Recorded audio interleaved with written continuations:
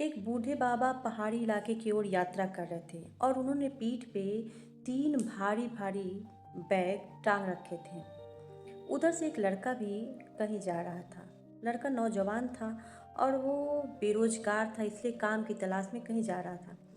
बाबा ने उस लड़के को टोकते हुए पूछा कि बेटा, क्या तुम मेरा एक काम कर दोगे?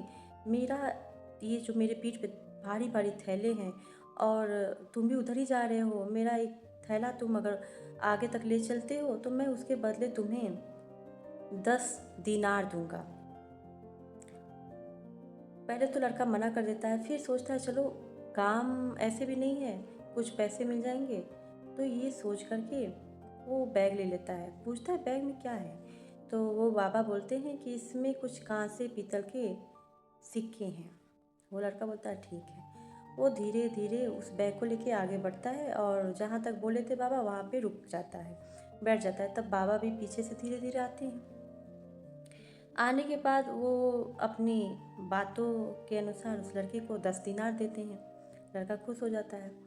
फिर वो बाबा बोलते हैं कि बेटा, यहाँ से आगे तक अगर मेरा तुम एक और थैला ले लेते हो, 2 थैला मेरा आगे तक पहुँचाते हो तो मैं तुम्हें चांदी के 10 दीनार दूंगा। लड़का सोचने लगता है, सोचता है चलो कोई बात नहीं, कोई तो काम मिला।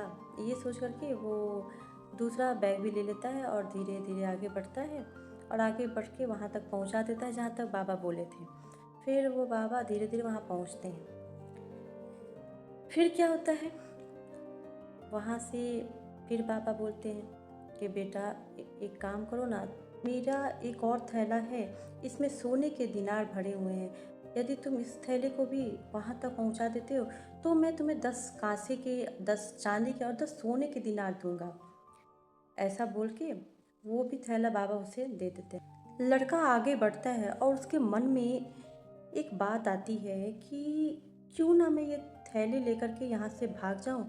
वो बूढ़ा है, वो कौन सा मुझे पकड़ लेगा या मेरे तक आ पाएगा। इससे अच्छा है कि मैं इसके तीनों थैले को लेकर के यहाँ से चला जाता हूँ, मैं जीवन भर के लिए अमीर हो जाऊँगा।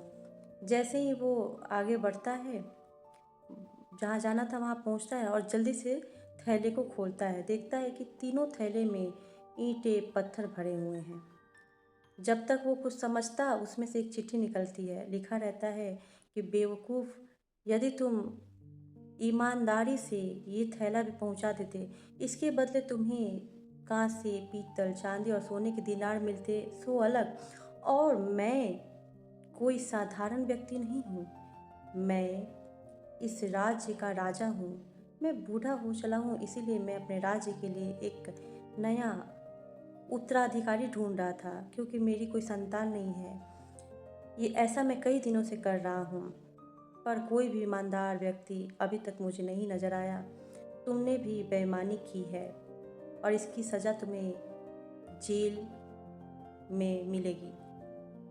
मेरे सैनिक तुम्हारे ऊपर नज़र मेरे सैनिक तुम्हारे ऊपर नज़र रखे हुए हैं। और जब तक वो चिट्ठी पढ़ रहा था तब तक चारों ओर से उसे घेर लिया जाता है और उसे जेल में बंद कर दिया जाता है। मित्रों, इस कहानी से ये शिक्षा मिलती है कि ईमानदारी से किया गया हर एक काम हमें अपनी मंजिल की ओर लेकर जाता है। कोई देखे ना देखे, भगवान तो देख रहे हैं ना।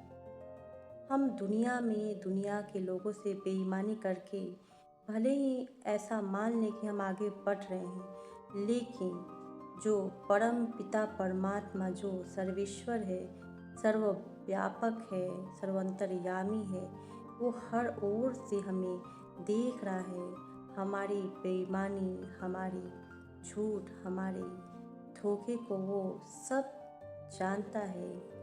यदि उसकी नज़र में हम गिर जाते हैं तो जीवन में कभी भी हम उठ नहीं सकते।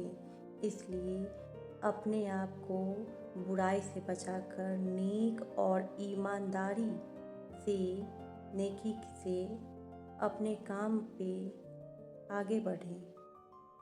आपका रास्ता कोई रोक नहीं सकता और मंजिल आपसे दूर नहीं हो सकती। जय श्री कृष्णा मित्रों, राधे राधे।